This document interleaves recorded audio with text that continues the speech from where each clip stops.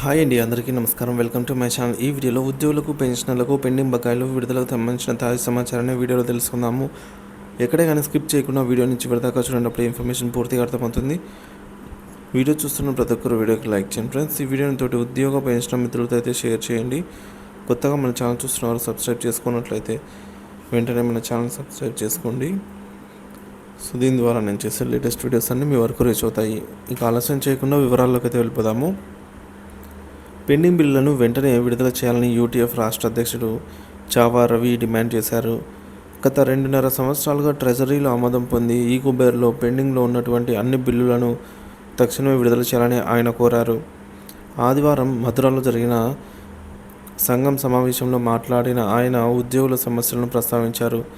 గత 2 సంవత్సరాలుగా సెలవులు, జీతాలు, సప్లిమెంటరీ వేతనాలు, మెడికల్ బిల్స్, జీపీఎఫ్, పెన్షన్, అలాగే టీఎస్జీటీ తదితర బిల్లులు విడుదల కాకపోవడంతో ఉద్యోగులు తీవ్ర ఆర్థిక ఇబ్బందులు ఎదుర్కొంటున్నారని ఆయన ఆవేదన వ్యక్తం చేశారు.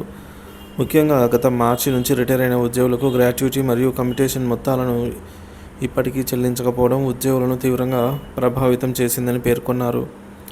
ఈ నేపథ్యంలో పెండింగ్లో ఉన్న 4 డిఏలను విడుదల చేయాలని, అలాగే పీఆర్సీ నివేదికను తక్షణమే తెప్పించుకొని ఉద్యోగ సంఘాలతో చర్చించి అమలు చేయాలని అయితే ఆయన డిమాండ్ చేశారు.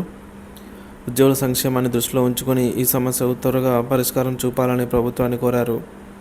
అంతేకాకుండా జీవో నెంబర్ 317 కింద వచ్చినటువంటి ఉద్యోగులకు న్యాయం చేయాలని, 2003 డిఎస్సి ఉపాధ్యాయులకు పాత పెన్షన్ నమోదు చేసేలాగా చర్యలు తీసుకోవాలని విజ్ఞప్తి చేశారు. అలాగే ఎంఈఓ, డిఓ పోస్టులను మంజూరు చేసి రెగ్యులర్ పోస్టులను నింపాలని సూచించారు.